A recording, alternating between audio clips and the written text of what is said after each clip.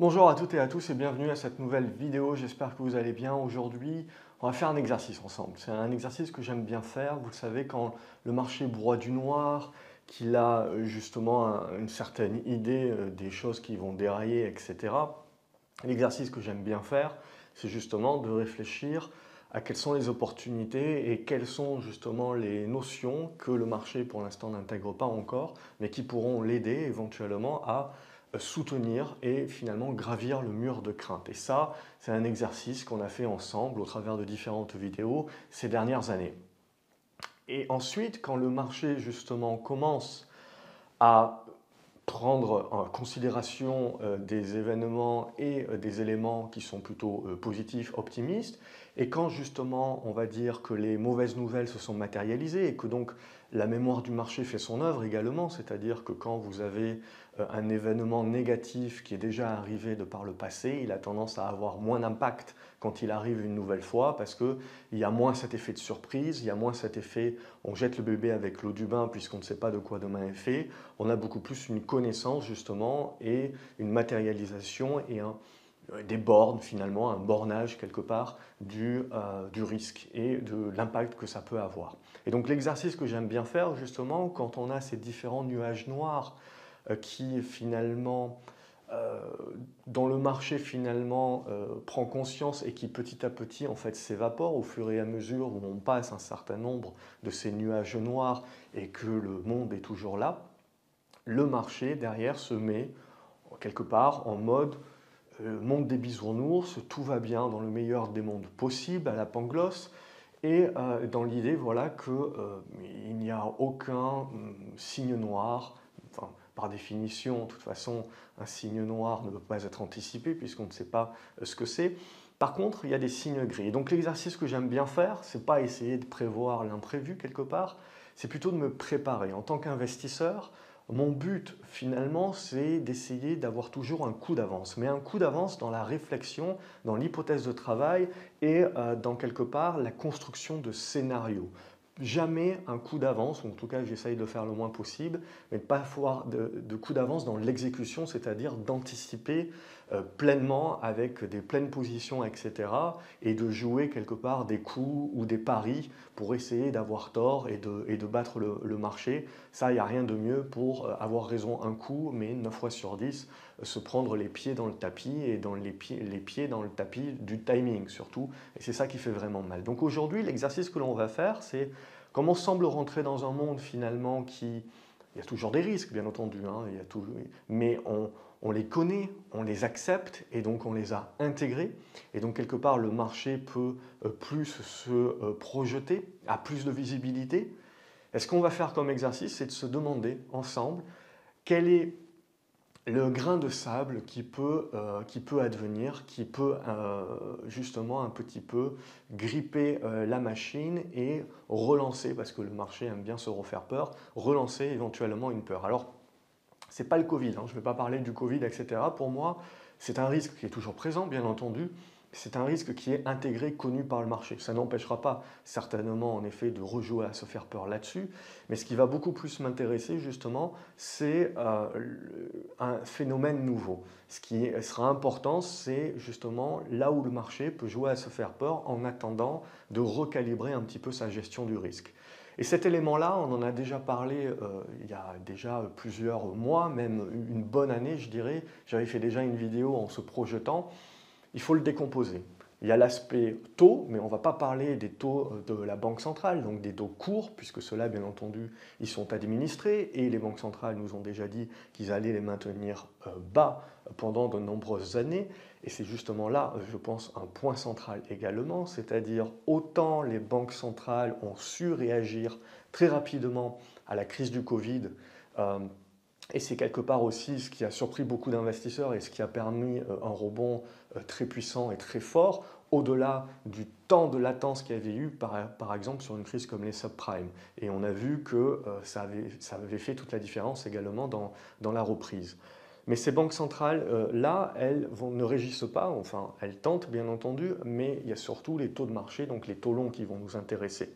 Et surtout, donc, le risque, c'est une remontée des taux longs. Pour ceux qui sont en bourse déjà depuis un petit moment, on ne va pas remonter très très loin, mais l'idée, c'est de repenser à fin 2018. Fin 2018, on avait eu une remontée des taux longs, si on prend le 10 ans américain, on était au revenu aux alentours, alors de mémoire, je ne sais plus, mais c'était aux alentours des 3%. Et là, tout de suite, on avait grippé un petit peu la machine action.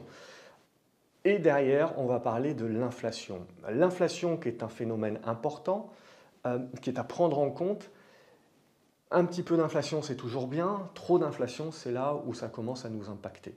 Et ce que je trouve très intéressant, c'est toujours la même chose, c'est que des marchés boursiers qui sont montés avec de l'inflation grimpante et des taux longs également en hausse, ça existe. Si vous faites du backtest et que vous regardez ce qui s'est passé dans le passé, vous allez vous rendre compte que, ma foi, on a déjà eu des périodes où les taux longs remontaient, on a déjà eu des périodes où l'inflation remontait, et pour autant, les actions ont su performer même dans ces environnements de marché-là.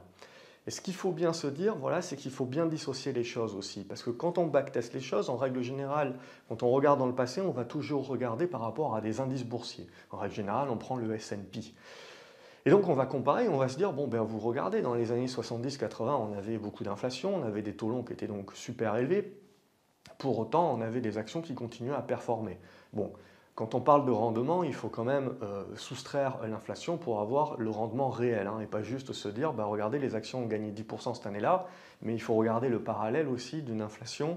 Si l'inflation était à 10%, en gros, ça veut dire que les actions ont juste couvert quelque part la perte et la dévaluation de monnaie de par la dévaluation. Si vous regardez les pays d'Amérique du Sud également, ils ont énormément rebondi, mais il faut également regarder l'inflation. Vous regardez un pays comme le Venezuela, si vous regardez que les cours de bourse, vous vous dites c'est exceptionnel, le Venezuela c'est sorti de la crise. Non, mais il faut mettre en parallèle également le taux d'inflation pour avoir finalement la rentabilité réelle. Et ça, évidemment, c'est à intégrer en tant qu'investisseur étranger si vous avez donc la parité euro-dollar, la parité dollar-yen, etc., tout un tas de choses. Et ça, je pense que ça sera un élément central également dans les années à venir, avec, admettons, des taux qui remontent, des stimulus qui sont ressortis, donc du coup également de l'inflation qui potentiellement pourra être créée, mais surtout donc un retour à plus de valeurs cycliques, mais surtout à l'intérieur de ces valeurs cycliques des valeurs avec des actifs réels, donc un retour au value. Et ça, du coup, c'est ça qui peut être intéressant parce que où est-ce qu'on trouve des values? On les trouve essentiellement en Europe et au Japon. C'est là où on va trouver aujourd'hui la plupart des valeurs qu'on va interpréter comme étant peu chères. Et donc dans des environnements également où on a de l'inflation, où on a des taux longs qui remontent, ça peut être ces valeurs-là qui peuvent justement retrouver les faveurs des investisseurs par rapport à des valeurs de croissance. Donc un élément important également quand on parle de backtest, c'est que donc on vous parlera souvent que voilà, les marchés boursiers ont su résister ces dernières années, même avec une inflation, enfin, pas ces dernières années, mais il y a quelques décennies quand même, puisqu'on est dans un monde bien entendu où on a une tendance baissière sur les taux longs et également sur l'inflation. Et donc évidemment, ce qui peut renverser la table, ce qui fait évidemment ce qui rend incontournable quelque part les actions et ce qui permet aussi des valorisations élevées. Je vais juste faire une aparté là-dessus, mais vous le savez, plus les taux sont bas et moins donc les obligations sont intéressantes, plus vous avez donc du coup une relation offre et demande, donc avec une demande supplémentaire pour aller chercher du risque sur les actions, pour délivrer de la rentabilité, puisque tout le reste ne paye pas. Et donc en termes de rentabilité, également, c'est toujours la même chose, vous regardez vos PER, vous regardez donc vos profits de vos actions, et avec des taux bas et qui continuent d'être bas, et qui continuent de baisser et potentiellement qui deviendront négatifs, on n'en sait rien, on peut toujours aller là. Alors en Europe, on est déjà là-dedans, mais aux US également, on n'y est pas encore. On est à peu près à 1% actuellement sur le taux à 10 ans, mais il peut continuer d'être dans une tendance baissière, bien entendu. Et plus ça baisse, bien entendu, plus au niveau des actions, on peut accepter à ce moment-là des PER, on peut accepter de payer des PER à 30, 40, 50 éventuellement.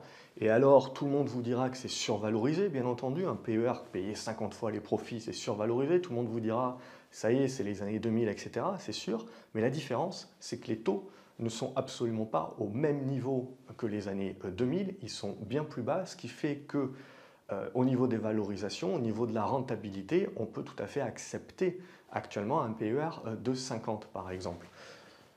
Mais derrière, c'est toujours pareil, on peut l'accepter parce que à côté de cela, un PER de 50, ça vous fait 2% de rentabilité, vous pouvez l'accepter par rapport à des taux longs qui font du 1% et vous n'avez pas d'inflation.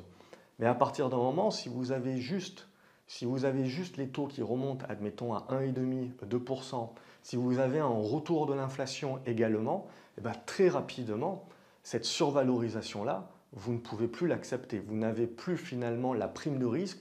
Il n'y a plus de raison de payer une prime de risque alors que vous pouvez avoir un taux sans risque de l'autre côté, obligataire, finalement, qui va vous offrir la même rentabilité peu ou prou. Et donc c'est ça finalement qu'il faut comprendre dans la bascule des actions. C'est qu'à un moment donné, si les taux longs remontent, si l'inflation remonte également, les deux peuvent être dissociés, mais admettons que les deux remontent, c'est là où derrière on ne va plus pouvoir accepter des survalorisations sur les actions et que donc la rentabilité que l'on obtiendra sur les actions qui aura baissé au fur et à mesure des années, plus les taux baissent, plus on peut accepter que la rentabilité soit réduite. Et bien là, du coup, on se posera la question et on se dira, ben, ça vaut plus le coup que je prenne des risques sur les actions puisque la rentabilité n'est plus suffisante. Et c'est là, du coup, où sur vos backtests, il faut bien se souvenir qu'en gros, quand on backtestait le S&P dans les années 80 et qu'on se disait, tiens, le S&P, c'est bien résisté à des éléments inflationnistes et à des éléments de taux long à partir du moment où c'est pas trop élevé. Mais c'est surtout qu'à l'époque, si vous regardez, les plus grosses caps, c'était des cycliques, c'était des valeurs pétrolières. Si vous regardez aujourd'hui, les plus grosses caps, c'est les plus grosses pondérations dans les indices, c'est quoi? C'est des valeurs de croissance. C'est des valeurs de croissance qui commencent à avoir des PER, alors on ne va pas rentrer dans le détail, mais vous avez des PER aujourd'hui qui tournent autour de 30, 35. Quand on regarde les taux à 10 ans à 1%, honnêtement, c'est encore très soutenable. Si vous avez les taux qui reviennent à 1,5-2%, c'est là où je pense que la machine commence à se gripper, justement, et on commence à atteindre des niveaux de valorisation qui sont plafonds quelque part dans des éléments. Mais si vous avez les taux qui tendent vers zéro, voire même du négatif, demain, vous pouvez très bien avoir des PER à 50 et ça ne me choquera pas plus que ça. Ça sera tout à fait encore soutenable puisqu'il y aura encore moins d'alternatives que d'acheter des actions pour essayer de rentabiliser un petit peu son capital. Et comme vous avez du stimulus, du machin, vous avez du capital à foison, et bien ce capital-là, il est prêt à aller s'investir sur des dossiers qui ne sont même pas très rentables. Vous n'avez pas besoin d'avoir des rentabilités folles aujourd'hui pour attirer du capital. Ce qui, bien entendu, dans un environnement et dans le risque de l'environnement, on ne sait pas quand est-ce que ça sera, dans X mois, dans X années, mais quand vous avez les taux longs qui vont remonter, l'inflation qui va remonter, tous ces investissements, tout ce capital qui s'est déversé dans des projets très peu rentables, voire pas du tout rentables, eh ben, il va y avoir un petit peu un sauf qui peut. On ne parlera pas ici du crack obligataire, tout ça évidemment, parce que l'inflation c'est l'ennemi évidemment des obligations. Si les obligations devaient se maintenir avec des taux bas, bien entendu, vous allez avoir tout un tas de portefeuilles qui ont des obligations déjà depuis de nombreuses années, qui ont des taux proches de zéro, et qui évidemment dans un monde inflationniste, là, ça va commencer à coincer. Mais chaque chose en son temps. Donc vraiment, c'est ça, cet élément central qu'il faut regarder. Aujourd'hui, on est dans des dispositions, on va dire, jamais vues et parfaites pour les actions. Et tant que les taux continuent de baisser et à se maintenir bas, on peut soutenir des valorisations élevées. Et donc du coup, ce qu'il faut intégrer, c'est que dans le monde d'aujourd'hui, on est essentiellement surpondéré en valeur de croissance, alors que dans le monde d'hier, lorsqu'on avait de l'inflation et lorsqu'on avait des taux longs, on était surtout surpondéré dans des valeurs cycliques. Ces valeurs cycliques, elles peuvent, la plupart du temps, elles ont des actifs, donc ça s'apprécie également quand vous avez de l'inflation, quand vous avez des taux qui remontent, c'est protecteur, c'est défensif, et surtout, ce qui est intéressant, c'est que la plupart de ces sociétés cycliques sont sur un côté matière première et sont dans la capacité d'adapter leur prix également et donc de faire payer le consommateur et donc de ne pas être impactés eux-mêmes par l'inflation. Donc c'est ce type de société-là avec des actifs réels, cycliques également, qu'il sera intéressant de surpondérer, même si on devait avoir un monde inflationniste demain et un monde où on a une remontée des taux longs. Par contre, les valeurs de croissance, ce sont elles, évidemment, qui seraient beaucoup plus impactées, puisque on n'aurait plus suffisamment de... Elles seraient trop chères, donc elles seraient moins rentables, elles auraient donc nécessairement besoin que leur cours baisse pour que les PER baissent, pour que la rentabilité que l'on puisse en obtenir soit suffisamment élevée par rapport à du taux sans risque ou par rapport à ce qu'on est capable d'aller chercher sur du cyclique, par exemple, qui aujourd'hui se paye à des PER de 5, entre 5 et 10. Donc vous voyez un petit peu la rentabilité que vous avez. Donc pour calculer la rentabilité, c'est simple, hein. Vous divisez 1 par le PER et vous avez la rentabilité. Et vous pouvez comparer par rapport à d'autres sociétés du même secteur et également à partir de ce moment-là, comparer surtout à l'obligataire et à ce monde éventuellement inflationniste. Donc c'est vraiment la réflexion que je me fais à titre personnel, c'est le risque qu'encourra le marché de se gripper dans un monde aujourd'hui où la valorisation des valeurs de croissance growth se maintient uniquement grâce aux taux bas. Si les taux remontent, si on a en plus de ça de l'inflation, on ne peut plus justifier de ces valorisations-là. Par contre, comme ces valeurs-là sont surpondérées, et les indices, évidemment, seront impactés. Et on dira tout de suite, voilà, c'est fini pour les actions, etc. Sauf que c'est là justement où la value, on en parle, la value, évidemment, c'est l'arlésienne, hein, mais cette rotation et ce retour vers la value, c'est ça qui peut réellement jouer ce côté défensif dans ce type d'environnement-là. Donc c'est vraiment la réflexion que je me fais et c'est vraiment, mon but, c'est pas de timer, c'est pas tout de suite aujourd'hui d'aller chercher de la value, mis à part quelques dossiers, etc. Mais c'est de déjà construire la base, construire les sociétés. Donc n'hésitez pas dans les commentaires également à me dire ce que vous en pensez et quelles sont d'ores et déjà les sociétés que vous regardez dans cette idée-là. Parce que pour moi, je dirais la remontée des taux on va commencer à se poser des questions et ça peut commencer à fragiliser un petit peu les actions si on remonte autour des 2%, je serais tenté de dire. Et l'inflation, mon idée, c'est de dire que je pense que les banques centrales, leur but du jeu, c'est pas de maintenir les actions élevées.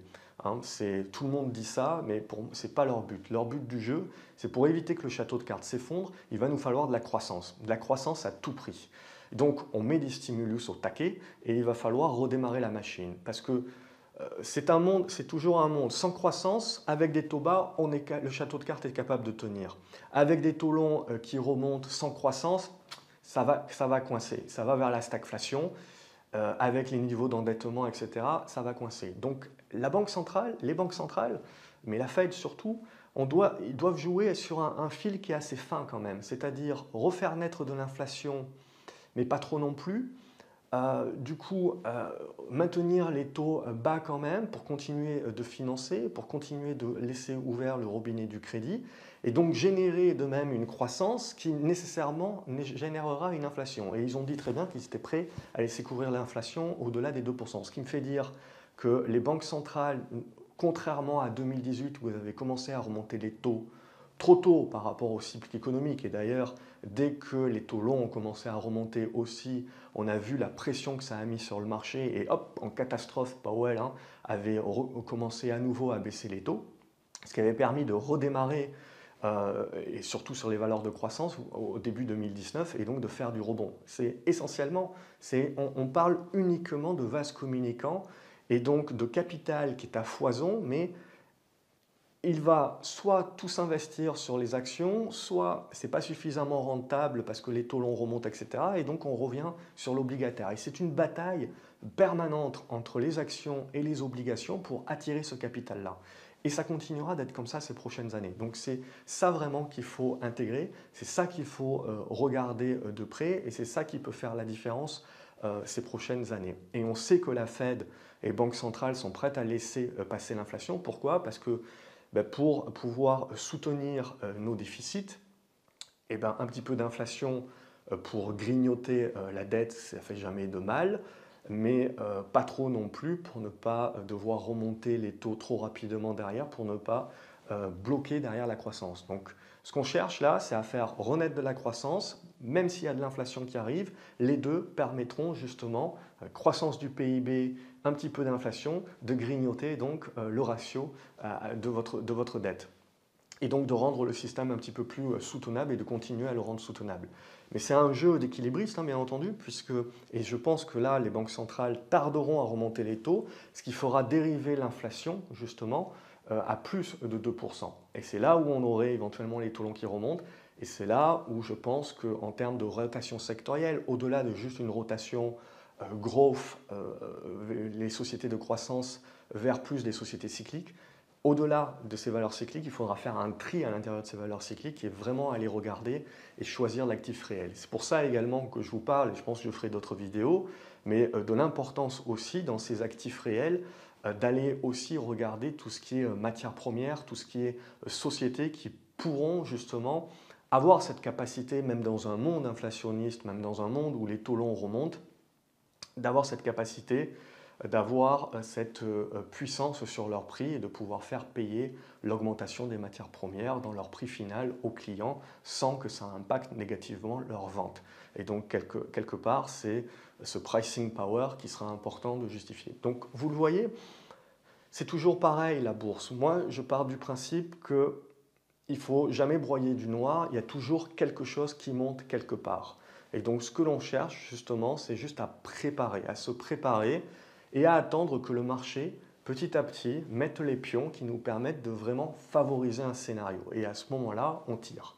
Et à ce moment-là, on va favoriser. Mais il faut être prêt avec ces listes, avec ces différentes actions, avec ces sociétés que l'on suit, en attendant que tout se mette en marche. Parce qu'on ne sait pas si ce scénario-là s'active dans 6 mois, dans 1 an, dans 5 ans. Et parce que tant que les taux continuent d'être bas et continuent de baisser et potentiellement vont vers le côté négatif, eh bien vous pouvez justifier en effet de valorisation élevée. Et donc les valeurs de croissance, c'est un environnement de marché qui est idéal pour elles. Et on peut soutenir et on peut continuer de soutenir, même si tout le monde vous dira c'est survalorisé, c'est pire que la bulle de 2000, etc.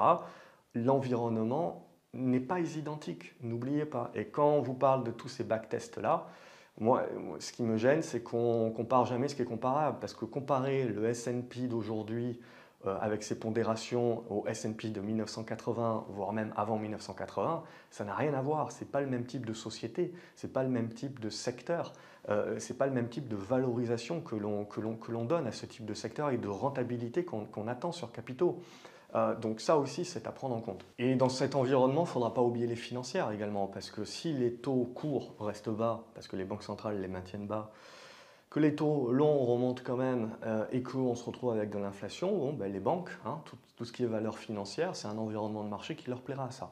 Donc il ne faut pas, voilà, vous voyez, c'est toujours la même chose. Il y a des tendances baissières et il faut éviter de se mettre contre la tendance, en bourse bien entendu. Mais derrière, il faut avoir une réflexion fondamentale également. Il ne faut pas tirer, il faut attendre que le timing se mette en place, mais c'est bien de se préparer. C'est bien de préparer ses hypothèses de travail et petit à petit, quand le marché commence à valider, on n'est jamais surpris de cette manière-là et on est prêt à rester réactif. En tout cas, c'est ce que je voulais vous proposer. Bien entendu, le but du jeu, ce n'est pas de jouer à Nostradamus. Donc n'hésitez pas à me dire ce que vous en pensez et ce que vous regardez éventuellement dans les commentaires, quelles sont les actions que vous pouvez suivre également qui collent ou pas à ce type de scénario-là. Je ne rentre pas trop dans les détails non plus, hein, peut-être ça fera l'objet d'autres vidéos. Je vais vous mettre dans les commentaires également un lien vers un article. Il y a certainement des éléments que j'ai oublié de dire dans cette vidéo, donc je vous laisserai le soin de le lire. N'oubliez pas voilà, de mettre un pouce en l'air, ça motive également à continuer à vous proposer ce type de vidéo, à laisser un commentaire, donc à vous abonner à la chaîne en cliquant sur la clochette, comme ça vous ne loupez aucune vidéo, et à partager la vidéo donc si celle-ci vous a plu. Excellente journée à vous les graphes et à la prochaine vidéo. Salut!